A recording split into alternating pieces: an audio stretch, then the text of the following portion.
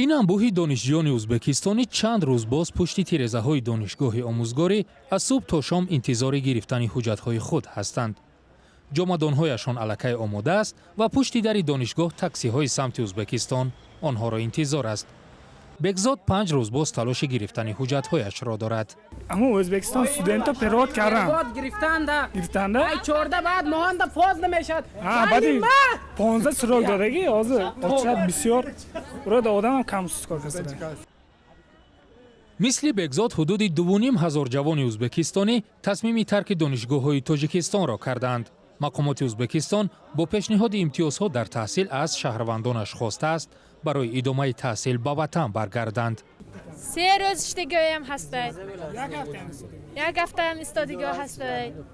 من دینا آمده بودم. دینا بازه نیست. من از دینا بازه من نام گذاشته. بیولوژی شیمی فاکولته. رهبریت دانشگاه آموزگاری گروه رفتن دانشجویان ازبک را از تاجیکستان مخالف قاعده‌های تعلیمی می‌دانند.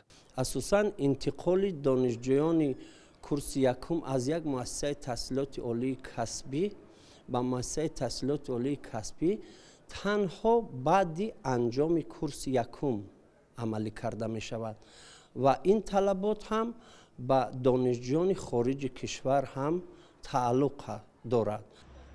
دعوت ازبکستان از دانشجویانش در حال است که طی 2 سال اخیر شهروندان این کشور گروه به دانشگاه‌های تاجیکستان داخل می‌شدند و سببش را هم نظام ساده داخل شوی و مبلغ کمی شرطنامه می‌گفتند. ظاهراً در بین دانشجویانی که تاجیکستان را ترک می‌کنند نفرانی هم هستند که چندان میل ادامه تحصیل در کشورشان را ندارند. من می‌خواهم که همیشه از کورس دوم می‌خوانم که همیشه درس و 5 سال در همیشه تحصیل دوام دهم.